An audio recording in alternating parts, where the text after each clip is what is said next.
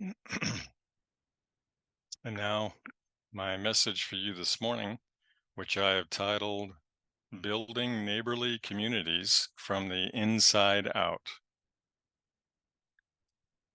My message for you this morning is about developing your own city and community wherever you reside as a more neighborly place to live, a place of growing goodwill towards all, a place that Fred Rogers, who developed his long-running, wonderful children's TV show called Mr. Rogers' Neighborhood, this is what he might say about using teamwork and personal growth to develop your own neighborly and caring community from the inside out.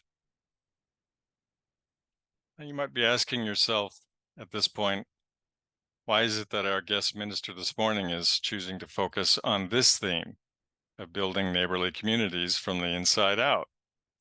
And my answer is because along with 9 other open-minded church leaders in my LaPorte area, my congregation and I agree that a rather deadly spiritual toxin has been unleashed upon our country quite often. It's the poison of hatred and how calloused hearts and minds are pushing hard for an America that lives on divisiveness. And they say it's either my way or the highway. And this group that I'm a part of in LaPorte, and the name of this wonderful, relatively new ministry council is Faith and Community United. We decided amongst ourselves and in cooperation with our congregations that we wanted to do something to try to counter or alleviate the effects of this very negativistic kind of spiritual poison. And so we organized ourselves to put on what many of you have probably heard before, something called a prayer breakfast. And we're going to actually do ours this next month in October on the 17th at our local civic center in LaPorte. And we were talking together about, who might we try to reach out to? Who might we connect with to speak to the importance of building neighborliness in one's community? And myself being a long-standing fan of Fred Rogers and the Mr. Rogers Neighborhood, wonderful production that he led, I said out loud, well, I know that Fred Rogers has passed on, but I believe there are some others who worked very closely with him for all of the years that that show was running, who we could reach out to and perhaps invite to speak to us as a keynote speaker. And so we reached out to one of the ex-producers. She was a co-producer of Mr. Rogers' Neighborhood, a woman named Hedda Sharapan. And lo and behold, she will be flying in to LaPorte on the 16th.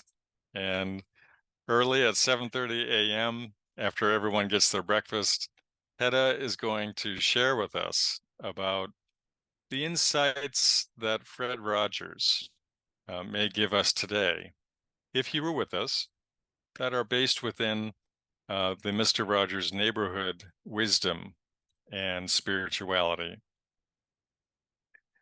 So at this point, I'd like to just ask you to yourself, what do you think about this? Would you agree that our country is now, perhaps more than ever, a spiritual battleground where the forces of good and evil are duking it out all of the time for our attention? Where, if we were to use the metaphor of a championship boxing match to illustrate all of this, we could say playfully to ourselves, And in one corner, we have God and his many angels in heaven, as well as all of the people devoted to spiritual charity, goodwill, and neighborliness. While in the other corner, we have the forces of darkness and selfishness, who find pleasure and delight in fostering contempt, hatred, us versus them thinking, prejudice, and divisiveness, who use numerous rationalizations that guide people into thinking that it's totally okay to harbor ill will, hatred, and elitism within their daily orientation and attitudes in life.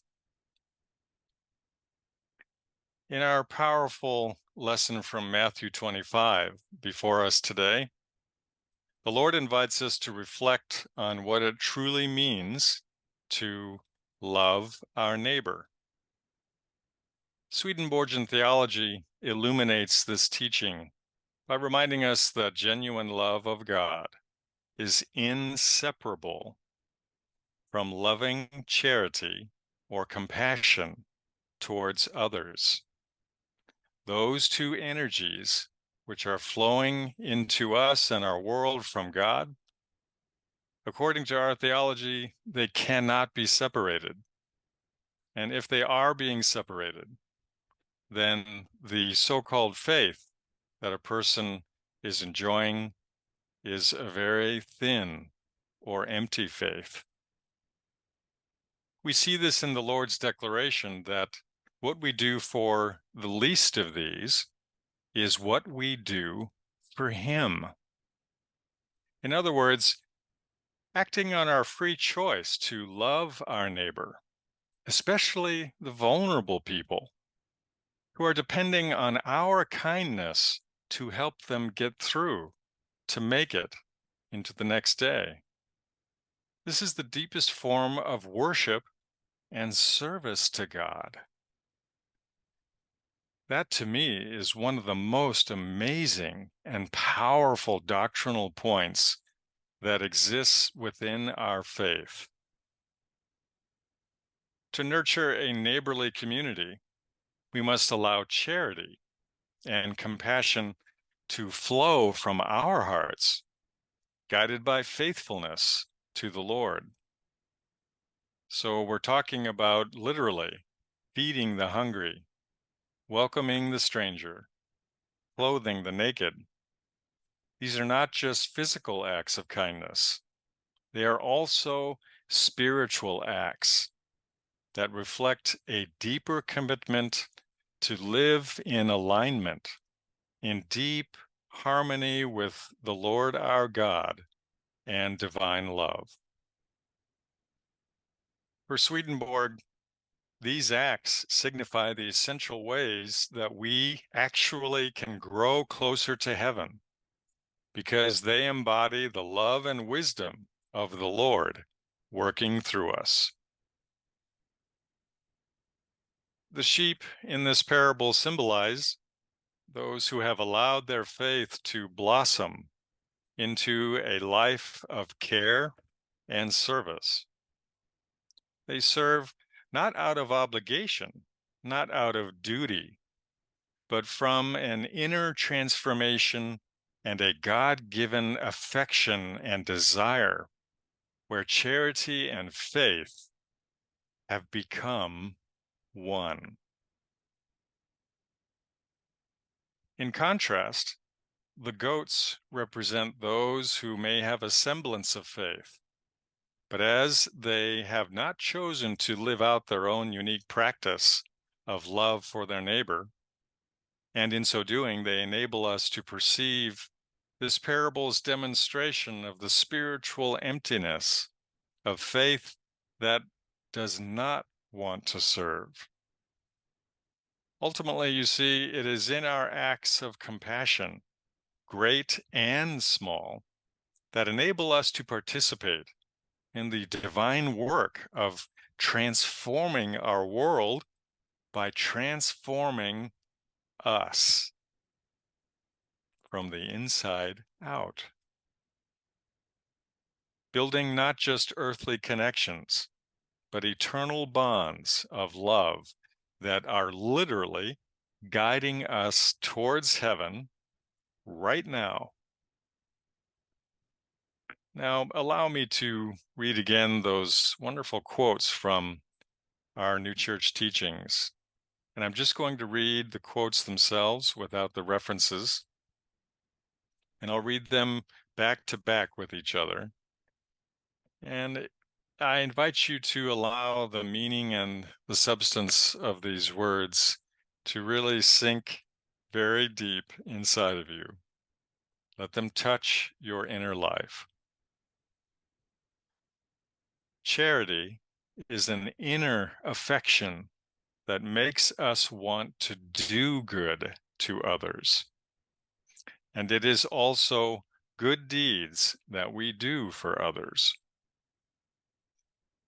A society is held together by mutual love, by desiring what is good for others and finding joy in the happiness of others, as if it were our own.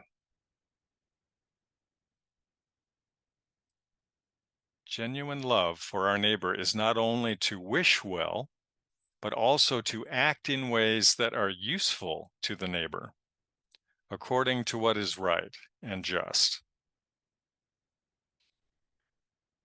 Every individual and community exists for the sake of others, not for its own sake. Usefulness consists in becoming a means to serve the common good. I'm going to read the first part of that again. Every individual and community exists for the sake of others and not for its own sake. So, what stands out for you in these beautiful and wise words as I just read them? What is it that reached out and touched your life? What truths are prominent in your spirit today?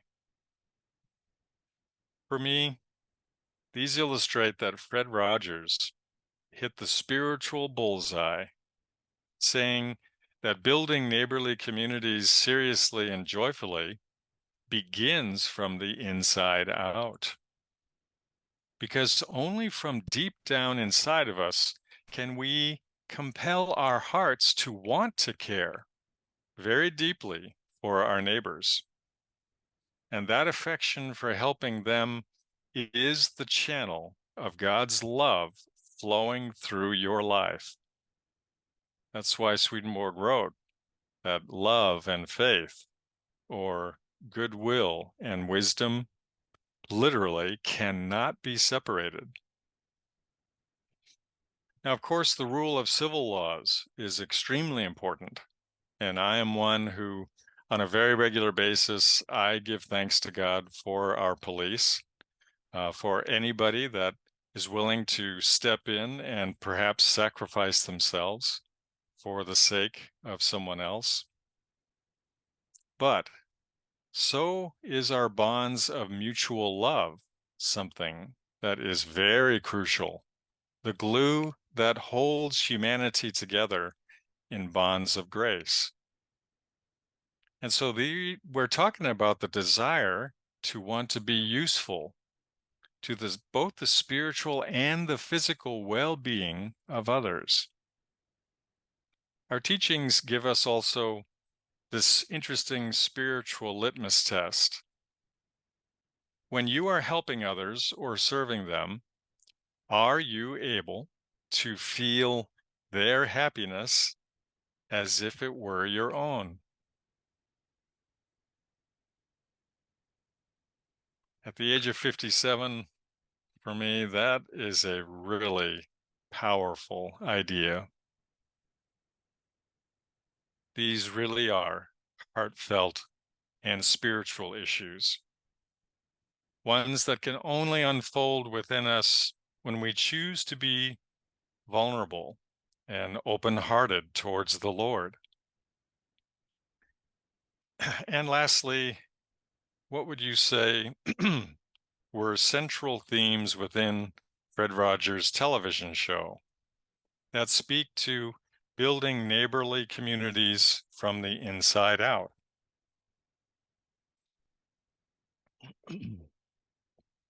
Well, the first that I would emphasize would be that for Fred, the medium was the message. For him, simply knowing that he wanted to reach out to and connect with children wasn't enough.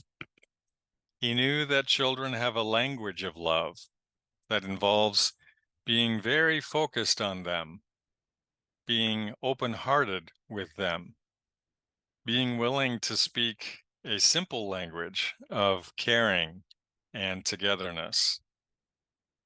I believe that Fred knew that this meant the importance of therefore creating safe places or spaces where people can express their real feelings without judgment.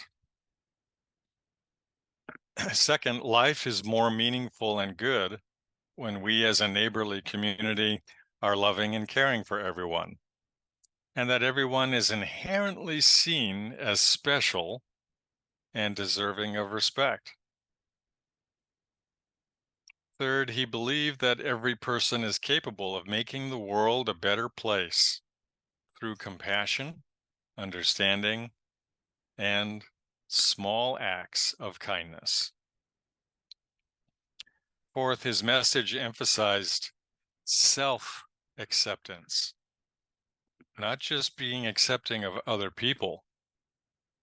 But I think this is perhaps for many of us even more challenging to have self-acceptance of ourselves. Even though each one of us very likely has made many mistakes, we've committed many sins, and in different ways we've broken our allegiance with God.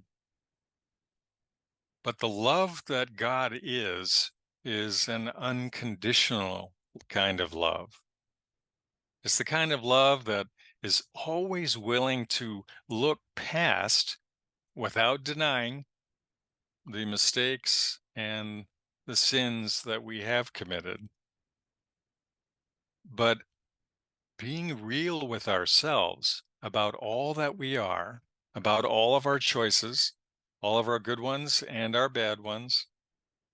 When we look at ourselves from that kind of love, which is divine, eternal, and infinite, and will never turn its back on any of us, that is a game changer, because that means that God understands why we did what we did, and that God is always merciful and willing to forgive. And so, just as all people that were associated with Mr. Rogers' neighborhood were allowed to experience Fred Rogers in this amazing countenance that he had, that he was always very happy just to be with you. Why? Because, as he sang, he likes you. Still, when I reflect about that wonderful program with you right now today, it seems to tickle me down deep inside because there's an embodiment of divinity in some very personal way. It's the kind of love and acceptance and compassion and mercy that is always willing to forgive. And so Fred taught us as well that as caring human beings, we can always hold within us that very simple and I think a very angelic question. You remember what this is. What is it that Fred would ask of his viewers? Won't you be my neighbor? There was no qualifying of the question. Fred didn't care whether someone has been good or bad, but the question remains. won't you be my neighbor? Fred Rogers is known for his gentle and his thoughtful approach with children. And I think he would have likely advised us that if he were here today, as we are all struggling with these opposing forces of goodness versus evil, that in order for us to build neighborhoods of community goodwill and a real affection and desire to want to just do good for and with other people, we have to be willing to do this from the inside out, not to skirt around our own internal psychological and spiritual issues, our wounds, our challenges, and the cutting edge of our own regeneration. So I think Fred would have also given these words of wisdom.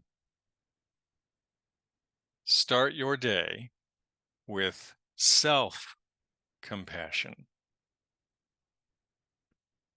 Embrace everyone's uniqueness. Be sure to practice active listening and empathy. Let those be the forces and the guiding light within you as you engage with anyone throughout your day. Be a model of kindness in everyday actions.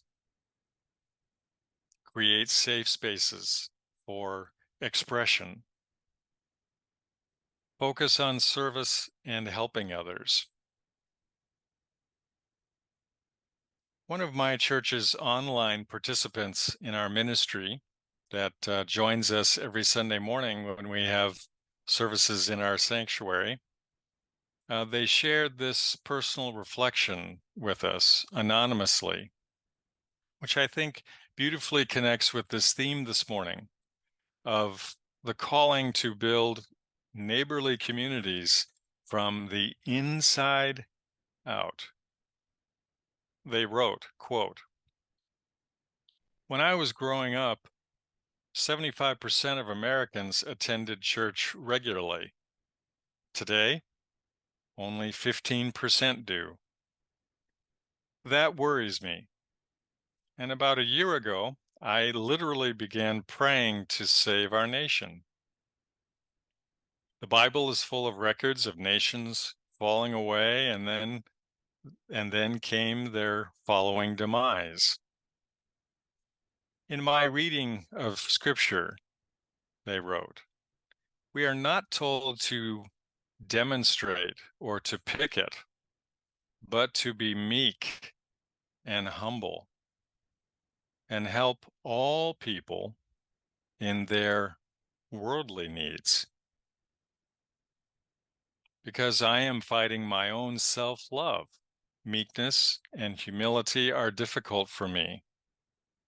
But while I strive in those areas, I can still treat people decently and help fill their worldly needs. And if they are receptive, the Lord will reach them through these gifts. Incidentally, it is my spouse, not me, who gives the most. My spouse gives a lot to everyone. That's what my spouse does in life. My spouse gives." And lastly, they wrote, regarding the Sabbath, God mentions it several times throughout his word, but we have turned it into a worship of NFL pro football. I watch, I confess. I watch on Mondays and Thursdays. But Sundays are my Sabbath nonetheless. And I'm grateful to you, Kit Billings, my pastor, for all that you do. Never give up, please. And as I bring this message into conclusion, allow me to share this wonderful quote from Fred Rogers. What is essential is invisible to the eye. It's not the honors and the prizes and the fancy outsides of life which ultimately nourish our souls. It's the knowing that we can be trusted, that we never have to fear the truth, that the bedrock of our very being is good stuff. What is essential about you that is invisible to the eye? And then he began to recite during this one program one of his favorite songs. And I think you probably remember it. It's You I Like.